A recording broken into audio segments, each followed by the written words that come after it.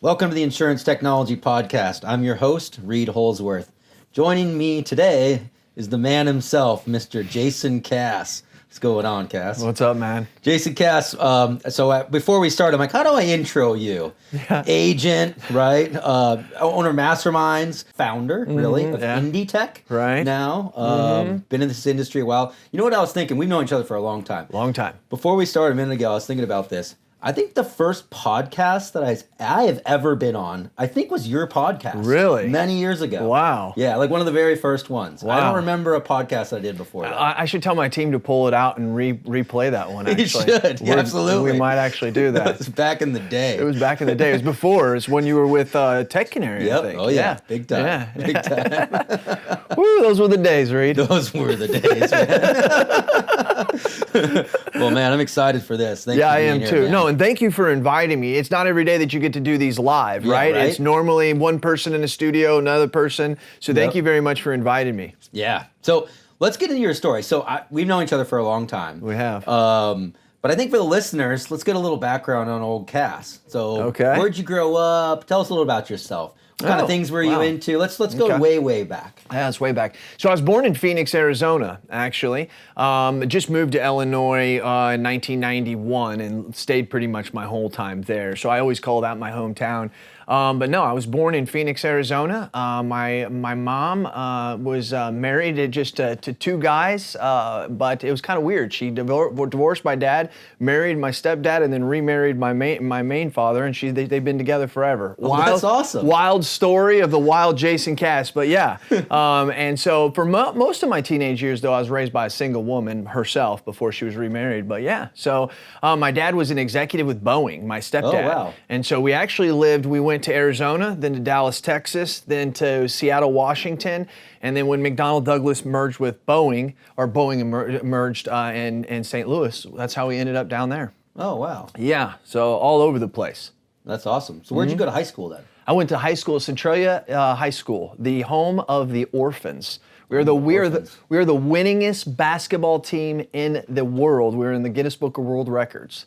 We really, truly are. What does that mean? You didn't play against anybody? No. It just means that we were here longer than anybody. I think we started like in 1903 or something like that. Yeah, won the state championship in Illinois many times. Yeah, it's when you are born in Illinois or in Centralia, you are raised to be an orphan of some type. Usually it's basketball, but today it's soccer and other things. But yeah, an orphan. We're the orphans and the orphan Annies. Gotcha. Did you play sports? No, I ran track, actually. Okay. That's all that I did. They just got soccer right as I was getting ready to graduate. That's one of my most favorite sports, not to watch and to root for, but like both my boys played. I loved coaching it. It's a phenomenal sport. Americans are missing out. It's nothing more than basketball, but you just can't use your hands. You really do. Like when you run strategy, and for anybody else out there that coaches both, that realize you run strategy, you have plays, you have give and goes, you have screens, you have everything. You just can't use your hands. So yeah, both my kids play soccer. My daughter, and now my son just got in a club. They're both in club. I'll tell you what, it's awesome to watch, but I tell you, man, it's killing me. It's killing me, dude. Like all weekend, driving all over the state. You know? I mean, it's how old are they? 13 and 12. Oh, wow. Okay, yeah. Wow. Yeah. So it's a lot. It's a lot. But it's awesome. I never was really into soccer, but now I really appreciate the sport. That's especially right. watching my kids, as they've gotten better and better, and you really get into it and you see the strategy. And it's fun. It is fun, and it's action packed. They're always 100%. going. They're always going. You're done. Just sucks you got to drive 4 hours to get there sometimes. That's what happens when they play club, though. Yes, I know. My son, he's like, I want to go for club. I was like, I hope he doesn't get in. True. Very true. We're busy. Well, he did. So anyways, here we go. So that's all. So tell me about your first job. What was your first job, man? My first job was milking cows. Really? Yes, that was my very first Milking job. like actually pulling the teats. But yeah. What's funny Or is was it a machine they or have something? the machine Oh, that you okay. hook up. Yeah, everybody always asks me that. To be honest with you, when I went to go get the job, that's what I thought I was going to do. My mom, I ran track. My mom showed up, I remember, at my track meet and on my birthday, and had this 1987 Grand Am out there. And she said, hey, I got this for your birthday. But I'm going to give you like a week to find a job, or I'm going to sell it. I'm telling you, my mom was Wait, that was your first car? That was my first car, right? An 87 Trans Am. Yeah, that's right. Nice. Dude, but it was rickety. Okay. Oh yeah, who cares? But my mom did not. My mom didn't play. She said, you don't have a job in a week. So the next day, I didn't know what to do. So I took my money, put it into the gas tank. And I had heard that you could milk cows and like make money. I had a couple buddies doing it, right? I live in Southern Illinois, right? So all the towns are about 10,000 population, and there's about nothing but cornfields and pigs of 20 miles in between them, right? That's where we're at. So I go out, and what I did was I just looked for the nearest silo. And I just went to that silo and knocked on the door and said, hey, I want to milk cows. I'm a 15-year-old kid. I mean, I just turned 16. And I was like, and they're finally like, are you serious? Well, I kept going to all these places. This one guy said, hey, go to this Lupker farm down here. They fired their handler this morning. They'll hire you. The dude told me, he said, I got there at like 2 in the afternoon. He said, we milk at 2 in the afternoon and 2 in the morning. If you're here at 2 in the morning, I'll hire you. Dude, I was there at 1:30. Get this though, Reid. I made in 1993, 94, I was making $20 an hour. What? Yes. Dude, that's real money. Yes. That's still real money. Yes. Awesome. It's still real money. My buddies are working at Wendy's and stuff, making $4.75 minimum wage. I'm like, guys, and they're like, but I would come home and I'd be covered in manure and stuff. But dude, take a shower. You're ready to go. Yeah. That's why I had the speaker. That's why I had the sound system. That's why I didn't need to be cool and I had all the ladies, Reid. Okay, see, I didn't need to be cool. That's how that happened. You probably didn't smell very cool. Didn't stop him, Reid. Didn't stop him. That's awesome, man. What a great story. That's true. That's a great story. Milked all right. cows. So what was your first real job after that? Not that that wasn't a real job. Yeah, no, that was pretty legit. That was legit. Yeah, that was legit. I did that for about 2 years. My dad owned a tile business. My dad installs tile. Okay, so this is right around when they're going back together and stuff. Because I'm now older, right? I was raised younger. She's now gotten back with my dad. And my dad, he does tile. Now he just doesn't do tile like for floors or whatever. He only does kitchens and bathrooms, and he does specialty tile. He's phenomenal at what he does.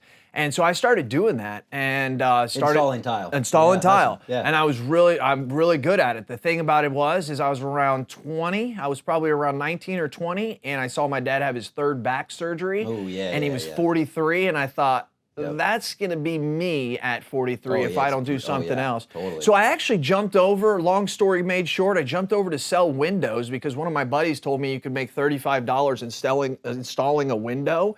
And there's average window, however, average house in Southern Illinois has 10 to 12 windows. So I did the math. I'm like, man, you can make some pretty good money. Yeah. This is a good little story. I go in, I'm dressed all nice, like my mom tells me to do. And the salesperson comes out, general sales manager. He's like, who are you here to see? I said, I'm here to see the construction manager. And he's like, dressed like that? I mean, I'm dressed, tie, everything, you know? And he's like, come back and talk to me. So he tells me, he says, hey, try this for a month. If it doesn't work, we'll put you in. And in the first, I'd say, what was it? There's 14 people, and in the first 6 months, I was the #1 salesperson. Wow. I remember getting a big, huge bonus, and I went home to my now wife, and we had a little boy at the time, like less than 2 years old. And I remember looking at her going, wow, like, I think I found out what I'm like really good at. And I can't tell you the feeling I had of like, wow, like I'm really gonna be good at this. And then I realized that the home improvement industry is nothing but a crooked industry. And I said, I gotta get out of here. So I went into insurance. So that kind of brings it up to tuxedo moments. And one thing about if you're an agency owner or if you're an agent out there and you want to know something that kind of helps people, young people especially, understand how to be different. This is something that I tell still to this day with the producers that we do. And what I would do is I would go to these home shows, something familiar you were with in your prior life. Yep. And you go to these home shows and people are walking by and I'm out there trying to get them to buy windows, right? And I'm talking to them and I get their information that night. You remember, you got to call them up. Hey, do you remember? And they would always say to me, they would say like, well, who were you? And I didn't realize that there was like 15 other vendors that were selling windows. And I was like, okay, crap. So what I figured out is because I needed to sell. I mean, I had he was young. Like, I mean, he's like less than 6 months old and I need to sell. So what I figured out is I went and I thought about it and I gotta admit, I'm proud of myself for thinking of this at such a young age because I still use it to this day. I went and I rented a tuxedo. And when I rented a tuxedo, what it did is I went to the home show in it, and that night I would call people and I would say, hey, I'm the guy in the tuxedo. And I sold so many freaking windows, and it taught me that being different actually mattered, and I had to be different by some way. Even if I know in insurance you can't put on a tuxedo, but it was the fact. So it's still to this day when I'm talking to my producers, I tell them, hey, look for tuxedo moments. But the most important thing is normally they don't realize they're doing a tuxedo moment. So when you explain to them about that, then you say to them, hey, that's a tuxedo moment. That's why you were able to help that person. Then it starts to make sense to them. But once again, got out of that, got into insurance. My father-in-law told me that I should be in insurance when I was 17. I told him I'd never be in insurance one day in my life. But I got into it, and I got into life and health, took my license, met another guy who actually hired me. No one would really hire me. And he hired me. His name's Mike Beard. Still to this day, he offered me $8 an hour on Christmas Eve. I jumped at it. It was what a gift. What a gift, right? And here's the thing: I called him at like 9 in the morning. I said, "Hey, are you hiring agents?" And he goes, "Well, I'm not. It's on Christmas Eve." And he says, "I'm leaving here at noon, but if you get here, I might hire you."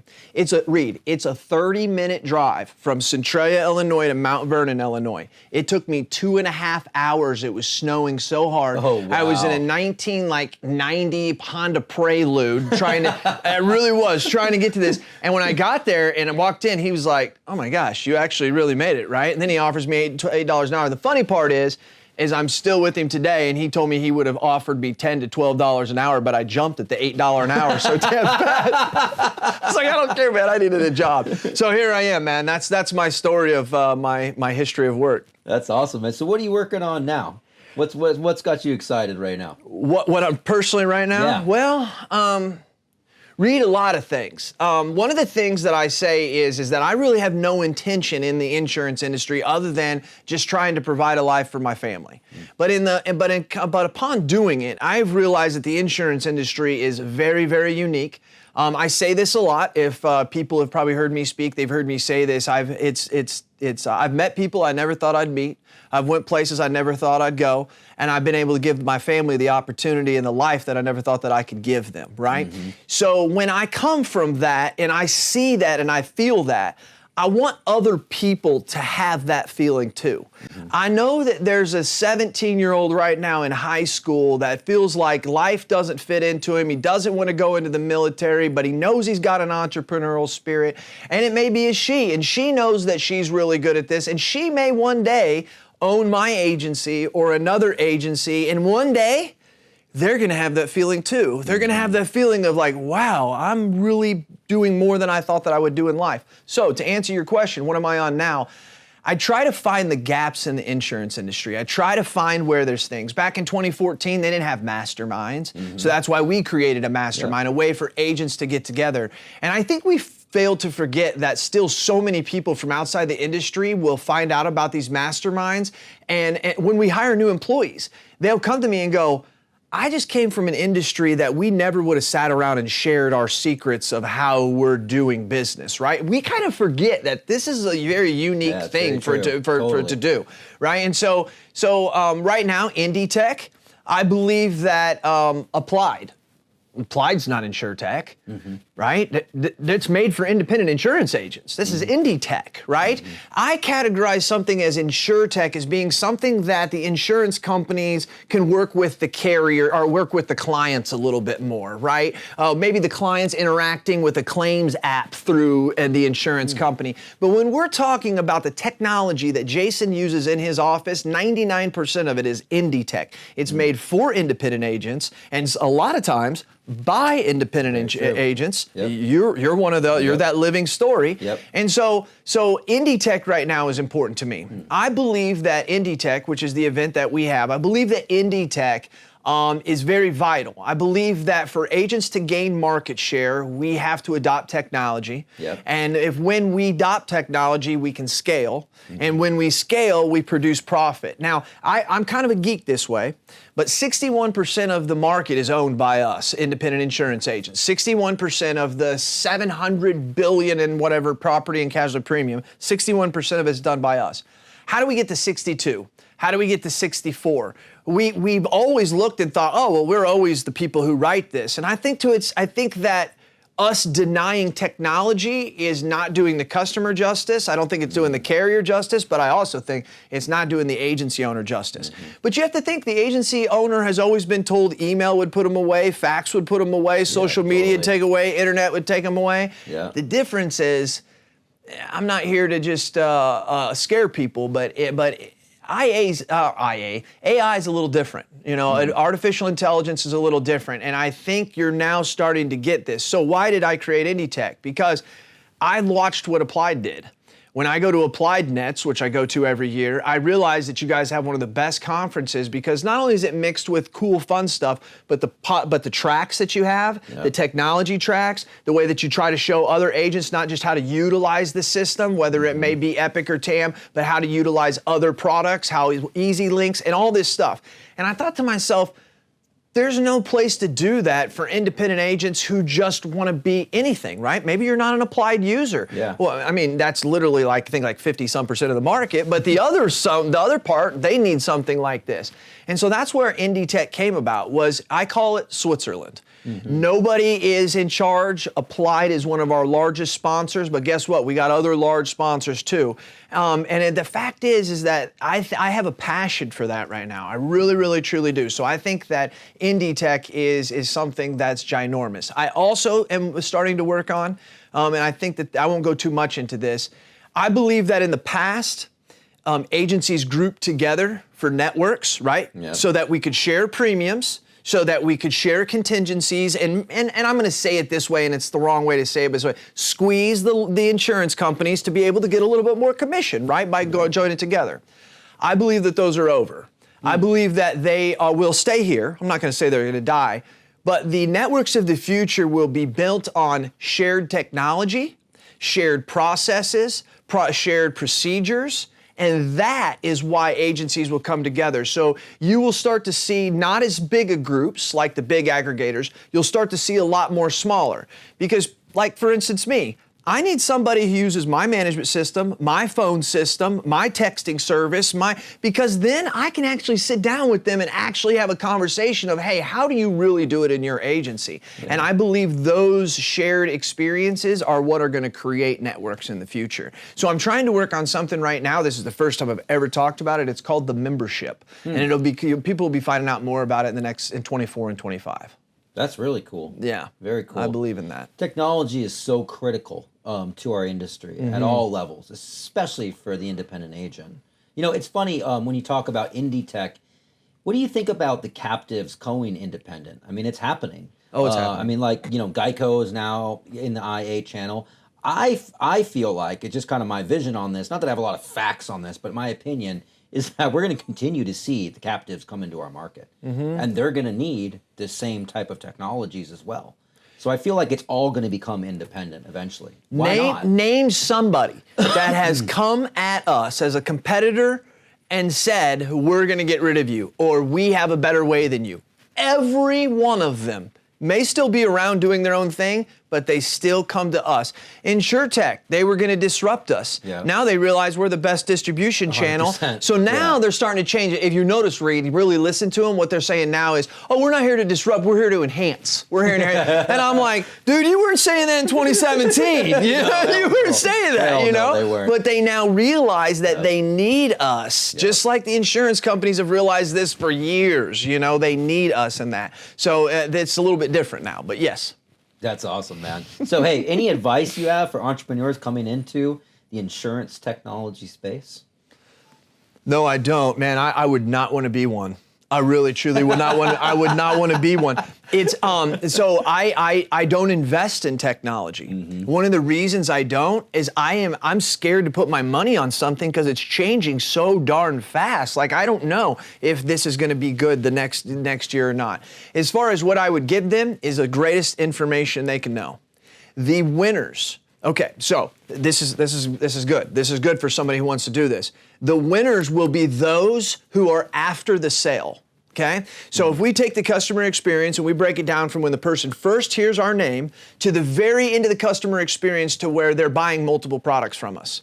Yep. In the Insurtechs came to us and told us that they would help us, and what they really only helped us with was the prospecting, the lead generation, and kind of the first part of the sales process. If you really think about it, every sales process, no matter any industry, all has that. So they were able to help us, but not really.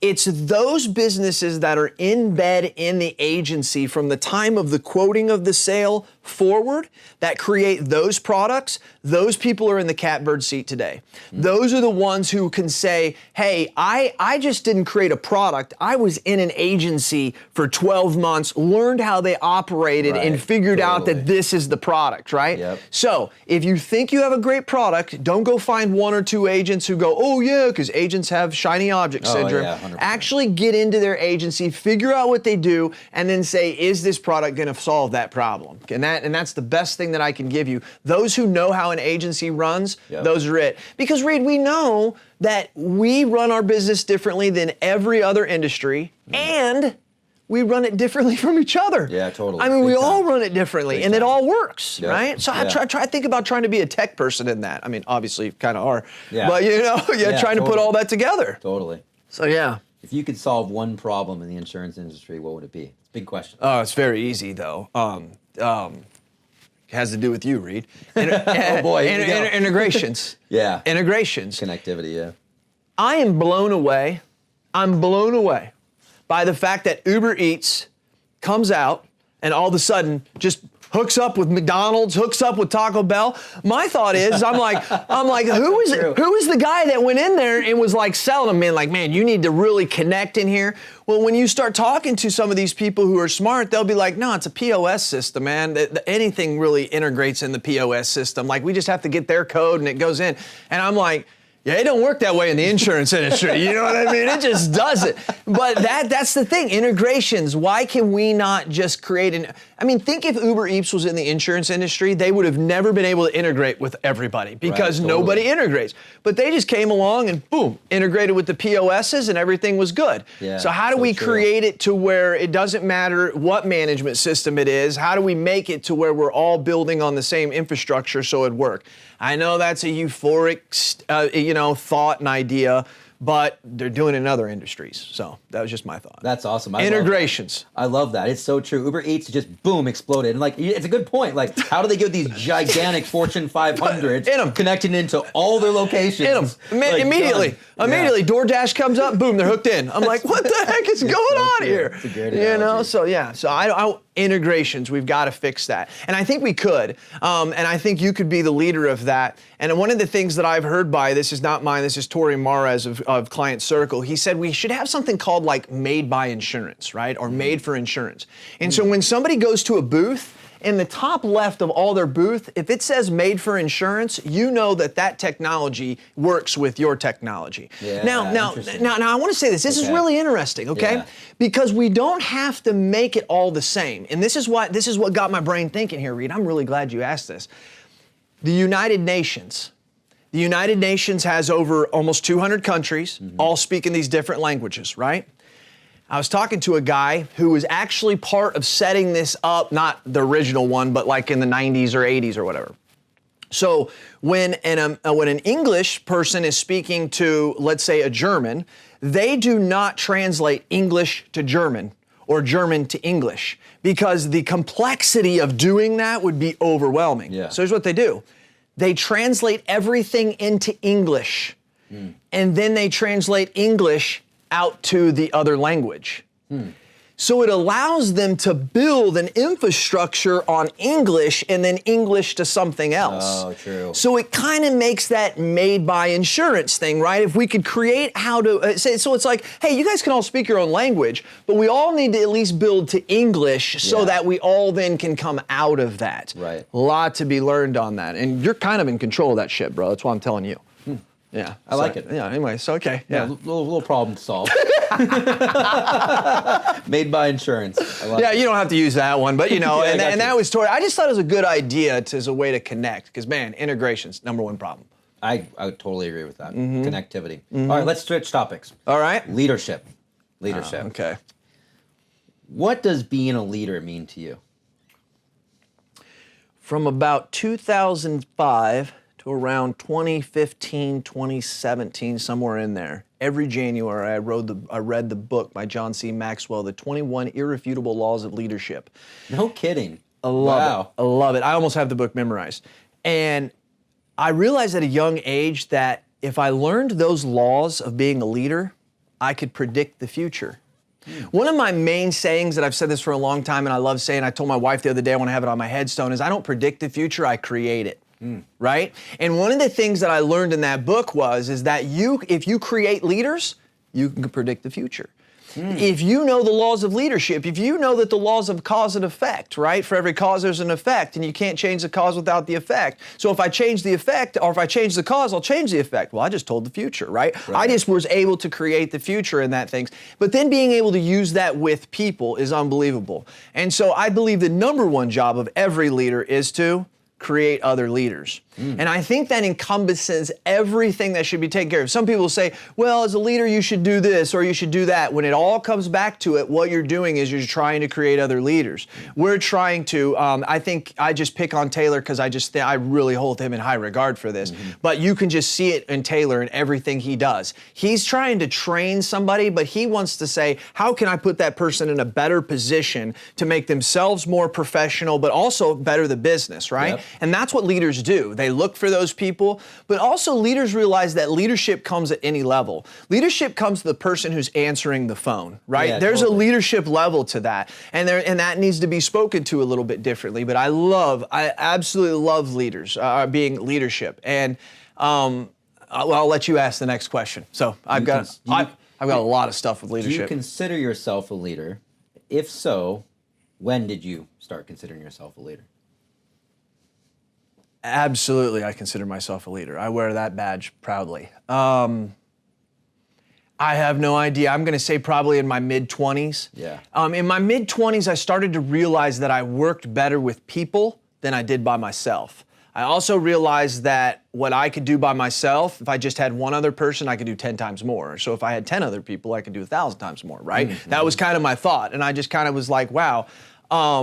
And I am a leader. I know that for a fact. I'm told that I'm a great leader. I'm overwhelmingly told. I have over 100 employees, and I have every one of my employees fanatically tell me. Now, the style of leader I am. That was my next question. Oh, really? Yeah. Okay. I think I'm different here. I'm very, very personal. I know almost every one of my employees. Not everyone, but because I got a bunch of new ones coming in, but I'm gonna say 50 to 60 to 70 of those employees, I know what they do immediately after work. Not because I'm stalking them, it's because I've talked to them, right? I know where they eat, I know what they like. If I need to buy one of them a gift present right now, I know where they like to eat, I know what they like to do, I know like they invest their money in their poodles that they have or whatever it can be. I'm a very, very hands-on. Today on the airplane here, it was only an hour. So what I did is I just sit there on Teams just asking people, hey, how was that polo tournament you went to? Hey, how was this? How was this? And they're just used to it. And like, I feed off of that, right? Because I have a Filipino worker who's sitting in Cebu, Philippines, working at 12:30 in the morning, doing things for my agency that are phenomenal, and no one has talked to her. And when I reach out to her on Teams and I talk to her, she's told me before what that means. I mean, she's just sitting in this little old country in the dark, and then I reach out to her. It doesn't mean I'm anybody important. It just means that somebody cares, right? And man, when you show, one thing Mike Beard taught me a long time ago is no one cares how much you know until they know how much you care. And that is the thing, is when I want them to know that I care about them. I lead very, very hard that way. I'm a very personal leader. It's because you do care. I do care. I really, truly do. And what I really want is, this is a secret, here's the selfish part, they can't be better professionally until they're better personally. When they get self-awareness of themselves as a person, that's when I'm going to get the most out of them as a business person. And so I need that. I need them to be professional. I need them to be successful personally. What is the most important trait of a leader, in your opinion? Yeah, well, it's kind of cliche, I guess. Listening. Listening. I know this sounds kind of crazy. I don't believe that leading is important when it comes to a leader. I know that sounds crazy. I believe that it used to be important for the leader to be the example of how everything should be done and how we all should work. If she looks like that, we should dress like that. If she leaves at this time, we should leave at this time. That's not leadership today. Right. Leadership is listening to people. Leadership is putting them first. Leadership has understanding that they all have feelings. Leadership is understanding that emotional intelligence is way more important than IQ. That is the things that I think are the most important. I think listening more and sometimes leading less, I think makes a good leadership. That's really good. That's really good. What does success mean to you? Okay, so I'll give you the funny one. And my wife was here, my sons were here, they'd agree and they'd laugh. So I will know I have made it, okay? I will know I have made it. When I have my own sailboat, I don't care how big it is, okay? I don't care how big it is. I have my own sailboat, I'm gonna be in the Gulf of Mexico, I'm gonna be sailing, and I'm going to turn on the music, Sailing, the song, I'm sailing, and I'm going to play it as loud as I can, leaning over the front of the ship, just listening to it. That's it. I know that sounds funny, but when I'm able to do that, I'm going to say I've finally made it, because I'm not going to buy a sailboat until I'm actually towards the end. In my mid-50s, I'm done. Yeah. In my mid-50s, I'm done. So, but that is what I would say would be success. So how do I determine success today? Is I'm determining every day my success in the fact that I'm trying to get somebody to buy me out. Now, I'm not trying to look for somebody. What I'm trying to do is I want to build it organically to where somebody can. And you got private equity out there knocking on my door with a lot of money, right? Yeah. But our goal is to stay away from that. Not that that's bad. I may go that way. Yeah. But my goal is once again, I want somebody else to have that feeling that I talked about before. It's all about that. And so I think the day that I turn my agency over to finally somebody, I could probably say that I got a lot of other businesses that are bigger than my agency, but that's my baby. You know what I mean? Yeah, and whenever I think I turn that over to somebody, I guess I could say that. I'll be one who will always work.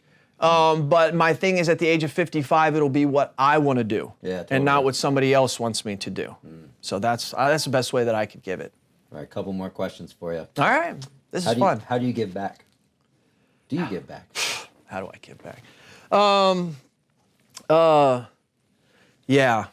I feel like I'm bragging when I'm doing all this stuff, but God, you're the one asking the question, so that's what I'm supposed to do. I do everything that I can for other people. I do missionary work in Cuba. And I've been there around 11, 12 times. The second time I met a man by the name of Junior. He was my translator. He's been a translator of mine for every time I'd go there. And I remember asking him one day around the third or fourth time, I said, hey, have you ever thought about going to America? And he just burst out in tears. And he's like, this is a dream of mine, but I'll never be able to do it and all this stuff. And so finally, the next time I came back, I said, hey, if I found a way to get you to America, would you come? And he says, yeah, I'd come. And I said, okay, I'll get you to America. And I remember thinking to myself, I have no idea how I'm going to do this, but I'll figure out something. So in 2021, during the uprising, got him out of Cuba. Him and his family moved into Guyana in South America. It's been a long adventure, but it's over 3 years now. We through a coyote, ran him up through Nicaragua, all up to Belize, all the way up to Mexico. It was a phenomenal thing. We put them through the Cuban parole program. It took 1.5 years. We just got word last week that they were approved by Department of Homeland Security to come here. We're sponsors of theirs. We had to be approved through Department of Immigration or whatever. So we're taking on that family and going to hopefully change their lives, right? Wow. In my hometown, we're probably pretty poor community in Centralia. I noticed that we needed to have after-school programs for kids. A lot of it, we're very high poverty, 80% lunches, free lunches at the schools, and they needed to be able to have after-school programs. And the problem with it is here's what we figured out, is that a lot of these kids that were failing in math had parents who worked from 3 to 11. They worked the second shift. The kid comes home from school, nobody to help him. Yeah. So what I found out is the class of 1996, which is the class I am, we have a bunch of really successful people in our school, in our class. So I got them all together and I said, hey, what if we could provide after-school tutoring for our schools, but I need money from you guys. And they were all sending money in. This girl would send in 1,000 here and there, but it was scattered across our city. So I said, hey, let me create something. So we called the Centralia Youth Initiative. It's still today. It's a nonprofit. And what we did is I get all my friends to send in money at once a year, and we now take care of 3 different towns, all of the school systems. We pay for after school for teachers to stay and take care of these kids. The most impactful thing happened the first year, Reid, and I was wondering, should we continue to do this? And this mother came up to me, and it was in May. Her kid had just graduated, and she was crying. And she was a black lady, and she said, I want you to know that my son, for once, actually likes mathematics. And she said, and he's been failing his whole life, and he now has a B, and he talks about it. And she says that I want you to know, I work the 3 to 11 shift. He goes home by himself, and he goes to bed by himself. He doesn't even hardly see me unless I have the time off. Wow. And so when I heard that, I thought to myself, and I recorded it, and I sent it to all my friends, and they started sending more money. So then we started taking on all the schools. So I'm not, once again, I'm trying not to brag, but I do that when I see a need and I think, man, you know why? Because we're full of people in this industry that just like to talk and not do anything, right? Totally. And it's and so it actually makes it pretty easy because somebody who just stands up and says, hey, that's a problem and we need to fix that, you usually can get the ears of people, especially if you know the right people. And so do I give back? I give back in every possible way that I ever can, and I absolutely love doing it. So I love that story. I love the story when you're doing missionary work and you're just like, hey man, if I could get you to the States, would you come? And I was like, oh, well, of course. And you did it. It's like a general conversation you'd have. So most people are like, okay, see you later. All right. And you literally spent the last 3 years of your life, 4 years of your life figuring that out. Reid, and last Thursday we found out, and I told my wife on Friday, I said, I've just now realized that there is nothing that I can't do, right? Yeah, right. I did, and she. This is where we were talking about the headstone, or when I die. I told her, I said, honey, we didn't predict the future. Yeah, we created what was going to happen for that, and I think there's a lot to be said for people who do that. But yeah, that was a great time. One of the greatest things I've probably done in my life so far. It really made me realize that anybody can do anything if you really want to do it. And the other thing is too, though, truthfully, the other person has to be willing as well. There's only so much you can. Fair enough. Only so much you can do on your own. I mean, he had to go through the jungles, right? He had to do his part. Very true. Very true. Yeah. All right. The second to last question. What do you do for fun? I said other than kids and family, but you're empty nester now. So what do you do for fun? Yes, I am. This is my weakness, Reid. This is my weakness. I really can't tell you. I mean, I'm a family man. I spend a lot of time with my family, but I am a workaholic. I mean, I really truly am. That's self-diagnosed, and my wife will tell you. But she doesn't get mad at me because she knows I do spend all my time with it. But I get a thrill trying to create and build things, okay? Yeah. Outside of that, boating. If Yeah, I had to yeah. choose, okay, because I live on a lake Yep. and I have a boat, but let me tell you about my boating problems I'm having right now, okay? I moved to Florida, and everybody's like, well, Cass, you live in Florida. That's the best boating spot in the world. And I said, yeah, it is, but it isn't. Here's the reason why.